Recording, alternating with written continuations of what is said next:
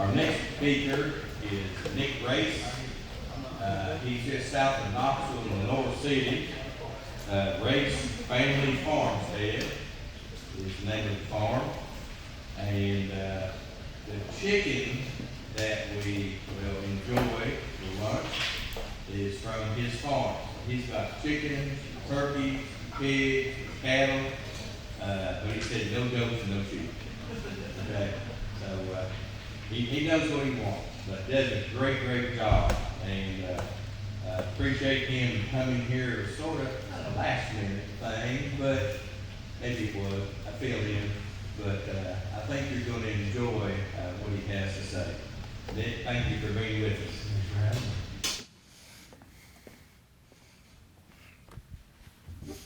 Good morning, everyone. So, as he said, my name is Nick Race. I'm originally from Western Massachusetts, wicked small town out there, where if you didn't grow it, shoot it, or fish it, you weren't eating. We moved down south here about 2014 to North Carolina, and then in 2020 we moved out here. Originally, I worked fire EMS for almost 15 years, so I saw a lot of medical problems with folks. And that kind of led me to go, well, if you didn't, if you just ate better and exercised, you wouldn't have to call 911 3 days a week to go to the hospital. So it kind of led me down this path of regenerative agriculture and asked the questions of, well, why? Well, I started with, well, going to have a healthier diet. I'm going to be moving around more, right? Everyone's going to be doing that. And I'm like, well, let's go a little bit deeper. So do the 5 W's: what, where, when, and why. So what are we going to do? We're going to do regenerative agriculture because everyone's got their reasonings. When are we going to do it? As soon as possible. There's a lot of folks here who've been doing traditional farming for 15, 20 years. They're trying to get their way into it, or there's people looking for property that want to start doing it, which is a fantastic thing to do. From there, it's who's going to do it? Are you going to do it yourself? Are you going to hire somebody to do it, or do you have family to do it for you? Everyone's got to figure that out along your journey going that direction. And then there's a who, what, where are you going to do it? Wherever you absolutely can, especially in today's market, trying to find property. You can buy it, rent it, lease it. I always recommend renting or leasing if you can. And then gets us back to the why. Why regenerative agriculture? Everyone's going to have a different reason, like I said. For me, it started with the health benefits. As I went down that road and down that journey, well, what animals do I want to do? So I looked at my land. When I finally got some, it's like, okay, I've got really hilly, it's mostly forest. What can I put in there? Well, I don't want to do goats, as he pointed out. Goats wake up every day finding new ways to escape, and I just don't have the patience for it being just me. So what else can kind of be in the woods and eat all that briar stuff? For me, it was pigs. So I went and got my first round of feeder pigs. We put them out in there. And I was like, well, I want those briars gone. So I pour my feed on those briars. Within a day, those things are gone. Cool. All right, I want that little tiny sapling gone. Next day, pour that feed on there. That sapling is absolutely gone. Cool. Now we've got to move our pigs. If it rains, I want to move them at least every few days, but I let the animals do the talking. If they got plenty of feed, they got plenty of natural forage coming from the trees, natural brush, kind of watch them. Pigs are pretty clean. They're going to go use the restroom in one area, and it's going to slowly encroach into their natural area. Once it gets too much, it's time to move. Because that's when they're going to get sick. Because none of my animals have been treated. They've never had any medication. And I just let the pigs do what the pigs naturally want to do. Because if pigs needed that much help, we wouldn't have a wild boar problem in this country. They would just be annihilated if they needed that much help. So, just move them. From there, it's okay. Now those little 20-pound pigs I brought home, a year ago, well, geez, those are pretty big animals. They're almost 1,000 pounds now. What do I do with this thing? How am I going to keep it in? I've been using, the netting for the longest time, and getting netting through woods, anyone who's done it, it's not an easy thing to do. So I got to come up with something else. Let's do wire. Why not? Let's see if I can trim to that. Same thing, go from netting down to wire. I got a 1,100-pound hog that stands this tall, and he won't go within 8 inches of that little piece of string. Unless there's some really big reason he wants to, and then no one's going to make Frank the tank do something he don't want to do. Trust me, tried it, failed multiple times. So that's like, all right, what else are the pigs doing? How can the pigs work for me? I want to do more to just get the most out of it. Because at the end of the day, regenerative agriculture is about the soil. We want to take care of the soil. So what are the pigs doing naturally? Those noses are in the dirt, right? So what's also in the dirt, especially in the woods? What's already down there? You've got all that natural microbiology down there. You've got all that fungal growth. They're eating all of that. But what's a little bit deeper is natural seed. It's a natural seed bank in that soil. Because after the pigs went through, about a year later, I've got all this beautiful forage growing in those forests that were never there before. I've had the ag extensions come out and be like, what's going on? And UT guy said, that forage hasn't been in this forest for probably over 50 years. Those pigs pulled it to the surface and they've already just naturally reseeded it. So I haven't had to pay for any sort of land clearing. They did it. I didn't have to pay for the seed to put down. They already reseeded it. They've done all that work. Okay, that's kind of cool. How can I help with this? Well, a lot of that growth is pretty young. He said about 50 years old. He said if you want to clear cut some of it, open up that canopy, let some of that sun down, see what else grows. That's what I did. I found the undesirable tree growth, and I cut that back. Now I've got even more growth. I've got fescues, I've got orchards, I've got all this natural forage that the pigs have already done for me. All right, well, geez, this is a pretty steep hill here. And last winter we had or 2 years ago, we had a really nasty rain come through. Washed everything away. I was like, God, Lord, how am I going to fix this? So, as Mr. Brand was just saying prior, the pigs make a natural berm right around the edge of that fence line that you have them in. So I strategically placed those pigs along that hillside again this past year, and they created natural waterways to push the water. Zero runoff this past year. They kept everything right in place. Now, the seed wasn't growing back as much because I already pulled that seed to the surface, so I kind of helped it out this year by putting some hay down. I didn't want to pay for a really nice seed. I'm like, well, it's naturally going to grow here, wants to grow here. So I got some hay from a farm 3 miles down the road, and I would just roll it down the hill, wherever the pigs were. They would trample it in, they'd eat what they wanted, but they pushed all that seed back in. So now that we did that the past spring, I've got beautiful lush grass growing in those forests again. And then hopefully in time I can throw cattle out there. Now, for the cattle I do have, we just run a small herd of Jersey Dexter Cross milk cows. We've got 2 cows and 1 bull, and that's strictly for milk production for us. We don't sell it of any kind. But it also helps with our feed consumption. Because when it comes to pigs, pigs will eat you out of house and home if you let them. They will always look like they're hungry. They will mob you anytime you come in. Trust me, they're not. They just want a treat. So I'm like, oh, how do I fix this? So I'm like, I'll just ration them. So I started rationing those pigs, organic feed, every day. Just once a day, the rest they had to go get. Well, then I'm like, well, geez, now that's getting expensive. That feed bill kind of gets higher. How can I break that down? Let's add some of the milk to it.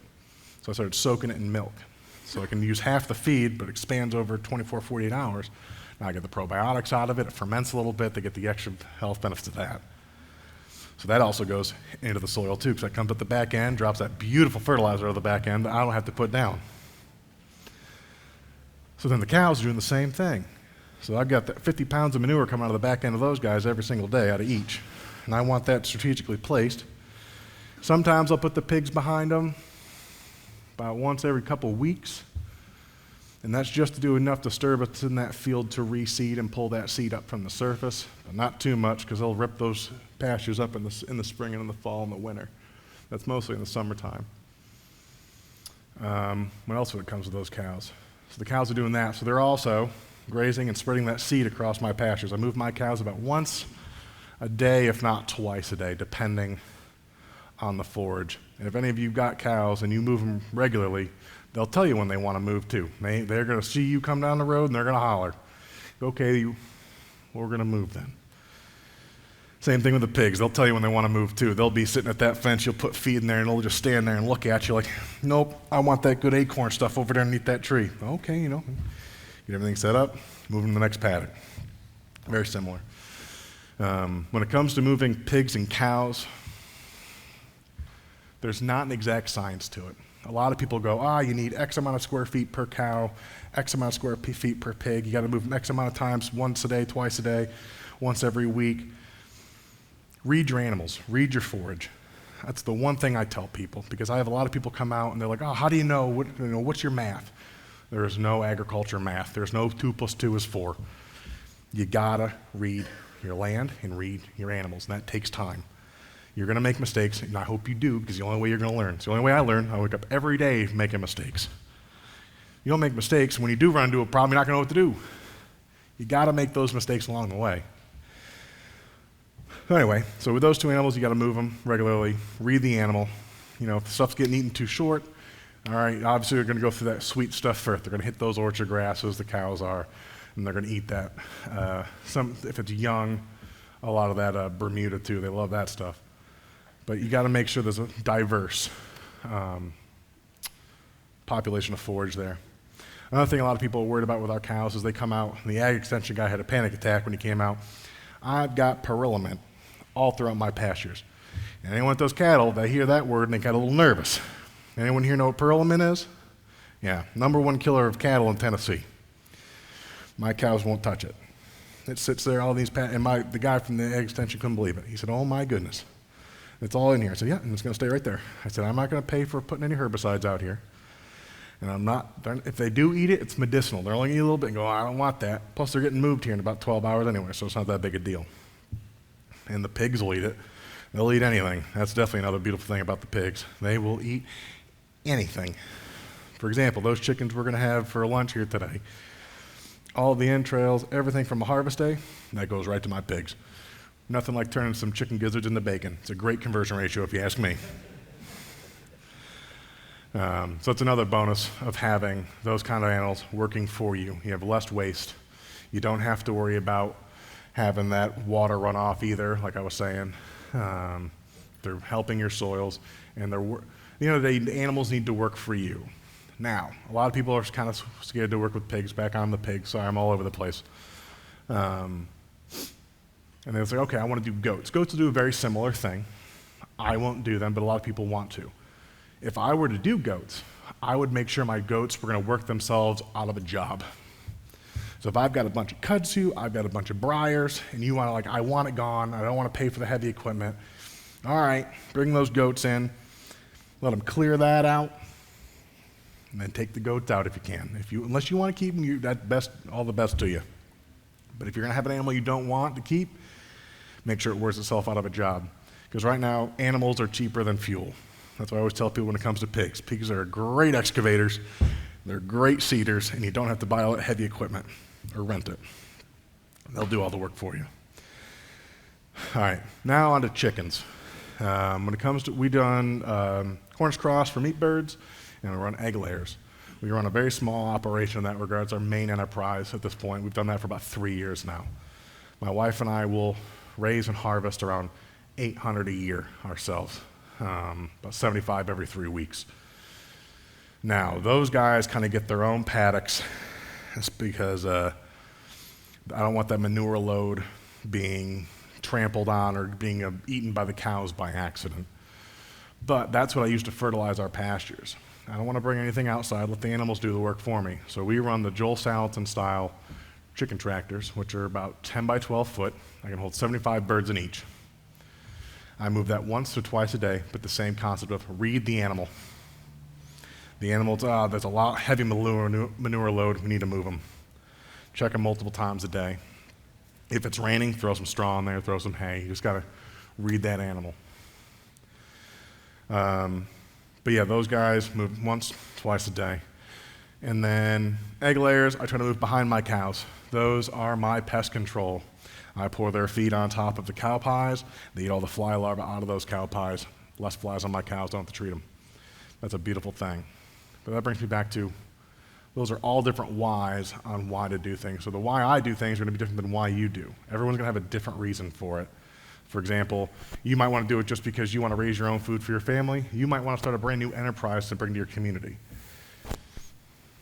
You need to figure out the steps to get there. Do you want to run pigs? Do you want to run chickens? Do you want to run cattle? Do you want to run milk business? Do you want to just have your own dairy cow? All of those factors need to come into it. It took me a long time and a lot of mistakes to get to where I am. It's not just overnight, I'm going to just do it all. Take your time.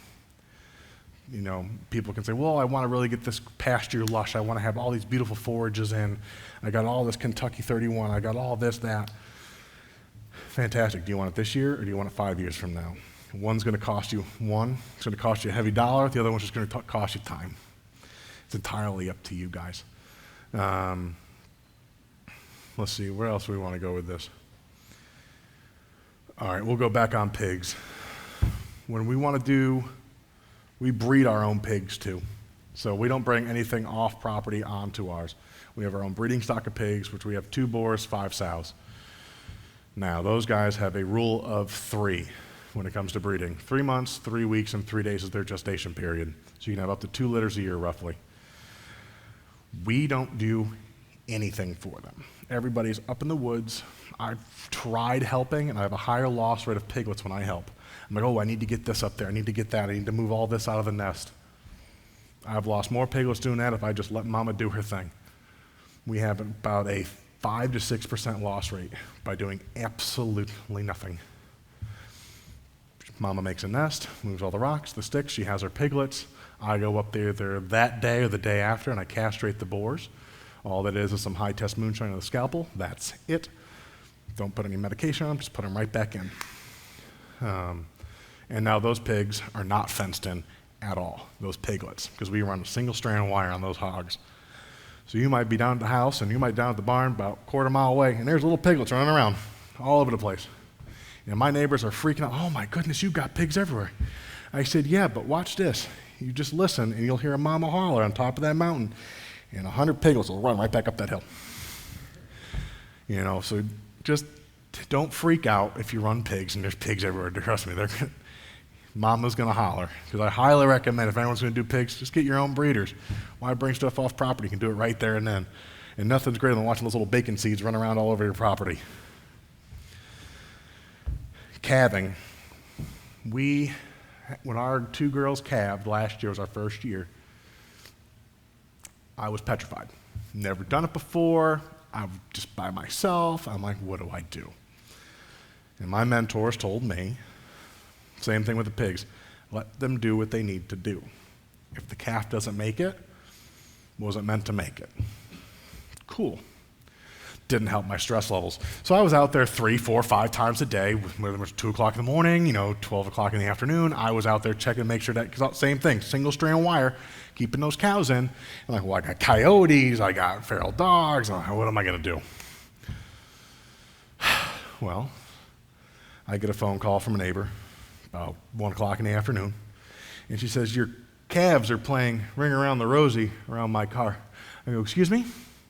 So I look out the window, and there they are, dancing around her car, one on one side, one on the other, and they're just running around circles around her car, playing with each other. I freak out. So I run on down there. I go, okay, come on, we gotta get back in there. So I finally get them back in this fence, and I call my mentor. So I'm like, Sean, Beth, what do I do? She goes, you can easily put up some netting, you can easily put up a second strand, or just let them do what they need to do till they learn not to walk underneath that strand and enjoy watching those cows get the zoomies run around your property all day long. So that's what I did. I let them run around. And when Mama would holler, same thing, those cows would run right back underneath that wire. And as they got older, that would keep zapping them on the back, and they stopped running underneath it. Less work for me, less stress, me going, okay, I got to get all this, I got to spend all this money, get all this netting, get all this fencing, or just enjoy it. Because you can stress yourself out to no end doing this. Otherwise, we'd all be doing the traditional stuff. Keep them all fenced in, permanent fencing, spend all the money on all that. Or just take your time and enjoy it. Like, yeah, everything's going to go, some things are going to go wrong, sure. But enjoy it. Enjoy when stuff kind of goes wrong, because then when it happens again, you're not as stressed out. Oh, okay, yep, calves are out. All right, how did we do this last time? Oh, alfalfa. Okay, come on, and you walk them back in. You've now learned something from it. Pigs get out. Well, back to pigs. Pigs will get out. The big ones, the adults, they will get out. But as any animal, train them right, they'll do whatever you want them to do in that regard. My wife has got those pigs trained to peanut butter like nobody else. I'll get all mad and frustrated trying to move a 700-pound sow, and I'm cursing up a storm, and she'll walk out there with the skippy. Come on. And walks her right back in with no problem. It's a magical thing with her peanut butter pigs. She just brings those things right back in. But that's something you learn to do. A lot of people freak out. Oh my God, my pig's out. They're going to go do X amount. Okay, we can get mad, we can get frustrated, we can do all those things. But the reason why we do regenerative agriculture is against the grain of everything else. Of course it's harder. If it was easy, everyone would be doing it. There's only a few of us that are doing this. Okay, we learn, roll with the punches, come on, get back in that single strand electric, and I ain't got to worry about it until next time. Chickens, just the predators. That's all you really got to worry about with them. I don't really have any other problems with them.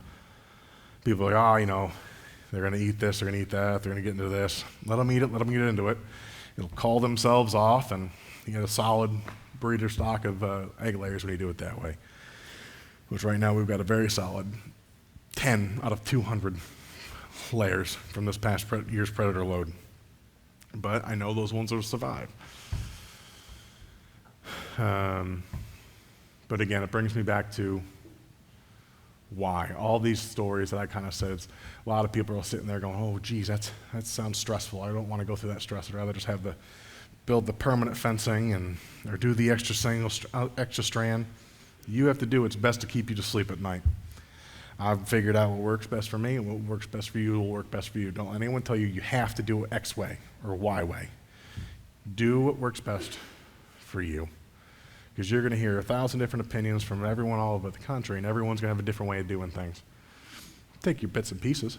Like, oh, I like that concept. I like that. I really don't like that. Throw that to the side. But take what you think would work and put it in with yours. And if it doesn't work, then don't do it. All you got to do is try. Grow with it. Grow with your farm. Grow with your homestead. And just take your time and enjoy it. I have no idea where I am on time. You got plenty of time. Good. All right. Let's see. When it comes to, I don't want to get into the weeds in that. 15 minutes at least. Okay. I can get into the weeds with that then. All right. Let's get into the weeds when it comes to actual forage. Every place in Tennessee, if most of you are from here, even if you're not, is going to have what grows best. A lot of people are going to say, you need to bring in seed. This is what their animals want to eat. Okay. That sounds expensive. And if it doesn't want to take, that seed's not going to take, it's not going to come in over time. Well, bring in the animal that will eat what's there. You may not want to. I'm fighting to getting sheep, but I've got a lot of forage that the sheep would like. But that's what you got to figure out. And so you can either spend money on seed that may or may not grow, or spend money on an animal that will definitely eat it, and you can turn that into a product. You can turn that into selling the live animals. You can turn that into so many different enterprises in that route. Same thing with chickens. A lot of people are like, oh, you got to have certain kind of egg layers. You've got to have X breed of meat birds. You really don't. You just do what works best for you. We run the Cornish cross. It's an 8-week turnaround time. Or I've got friends that do the Freedom Rangers. It's a 12 to 14-week turnaround time. It's all depends on what you want to do. A lot of people like the Freedom Ranger meat. It's a little bit sweeter because it's an older bird. But people in the commercial market, they really like those Cornish cross because you can just whip right through those in 8 weeks' time. I'm trying to think. I could go on a tangent really quick here, but I don't want to get into that weed. Well, I think we're going to the Q&A a little bit earlier with here because I don't want to get too far into the weeds. What questions do people have for me when it comes to pigs, chickens, egg or broilers, when it comes to small dairy? Go ahead. All right, there we go. When you said you're castrating those little boars, you said that it's a little bit of high-test moonshine. Is that for you or for the pigs? Definitely for the pig. That's what we use to sanitize the blades. Now, what you do afterwards with that moonshine is entirely up to you. Excellent. Next question.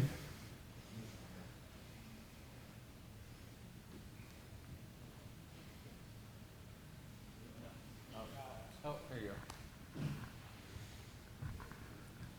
How do you get that moonshine?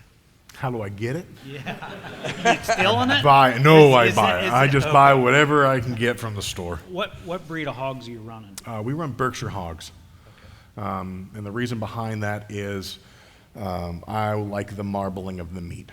Because we also run hogs too, and moving them daily, we have issues with them rooting.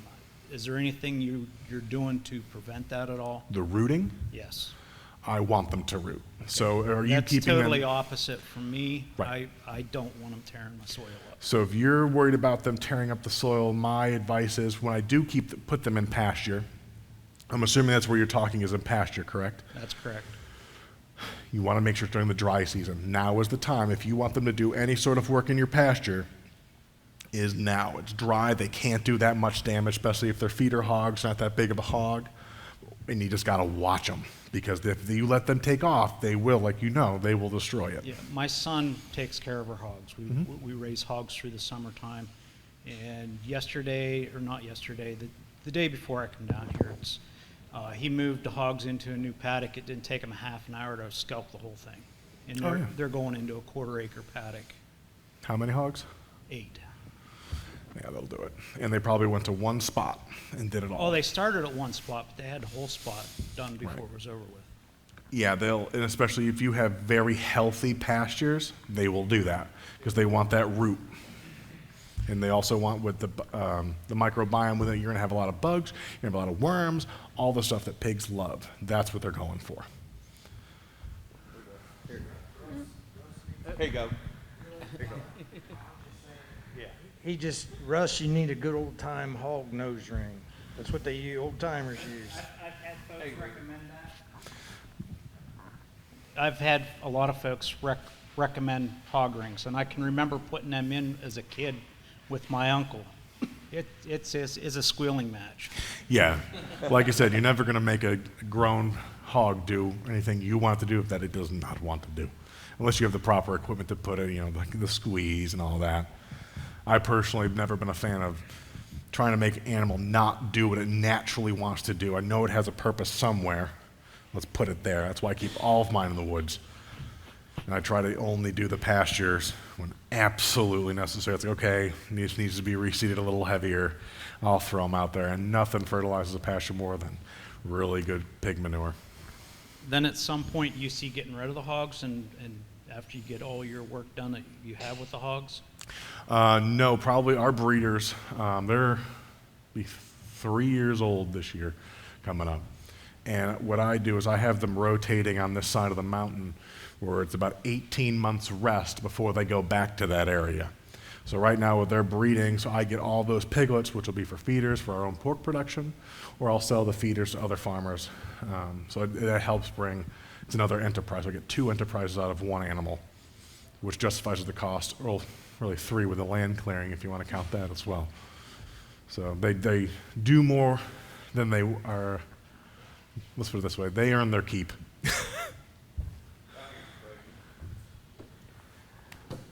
On your laying hens, have you had much trouble with predators? Now, I'm wanting to do the same thing with the egg mobile, and I was wondering about the predator problem. So we run the Justin Rhodes egg mobile. So each one holds about 50 birds, and we don't put the dust pan or anything in there. I want to free range our egg layers. I want them to have free range, stay kind of where the cows are to spread that manure out, get good fertilizer coverage. But like I said, we went from 200 down to 10 in 8 months. So I was okay, what do we need to do? Because I've got foxes, so they come at all hours of the day. I've got hawks, and I've even got a guard goose that just kind of there to look nice at this point. And we don't have permanent infrastructure for fencing anywhere on our property, so I can't throw a dog out there.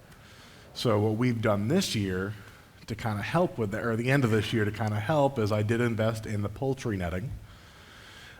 It is just a lot of work to move 400 feet of poultry netting every day. It's a lot. But then again, you got to count, okay, I'm getting high quality eggs out of these layers. I'm getting tick reduction. I'm getting pest reduction off of my cows. It's worth those extra 20, 30 minutes to pick that netting up and move it with your chickens. So that would be my recommendation is netting, if you're gonna do it. You're gonna start with 10 layers to 100 layers, either way you can do it. And make sure your egg mobile has so they can get underneath it to stay away from aerial predators. If you're able to have a guardian dog, absolutely. Highly recommended as well. But yes, predators are bad. So, for your pigs right here, Oh, they are. how much are you feeding them outside of what they're grazing in the woods? Are you actually having a feed? So we supplement 1 pound per month old they're going to be. So we'll say for my feeder lot, I can raise 20 hogs on 6 acres from 8 weeks old to 6 months. And what I do is it's just rationed out every day of that 1 pound per month old they're going to me. So a 3-month-old pig gets 4 pounds of feed. And I dump that feed on what I want gone. So like I was saying, those briars, I want them gone. That's where my feed's going. Those are gone. Small poplar saplings, I want those gone. Sweet gum, gone. But yeah, it's just that ration. And like you could give that people who do the free feed, you can put that free feeder out there and they're still going to bum rush you when you try to come near. They think you're going to get something sweet. So if you have hogs, is that what you do? Not yet. Not Getting yet. into it. Rationing will save your pocket if you've got the right forage in the forest, if you're going to run them in the woods. A lot of nut trees, they love that. If you've got muscadines running through your forests, right now they're falling left and right, so my pigs are loving that. Your hickory nuts, all that forage is fantastic for them. And you just read them too. If you start to see if they start getting a little bit, watch the hips, move them, maybe a little extra more feed. But again, it comes down to reading that animal and their paddock too, because they'll do a lot of damage to that paddock. Like he's saying, if you leave them too long, they will erode it. Just an old timer taught me this: if you have to move a pig and you can't get it to move, put a 5-gallon bucket on his head and get ready to run, because he's going to go backwards. Oh, I know. You can steer him wherever you want. Frankie, I just put the bucket right in the next paddock, and they walk right through it. They go, oh, there it is, and they go right to it. What else we got? Pigs, chickens, cows, small scale. Any questions in that aspect? Any questions? Okay, all right. Good deal. Nick, thank you very much. Hey, thanks for Appreciate it. having me. Your mouth's really light.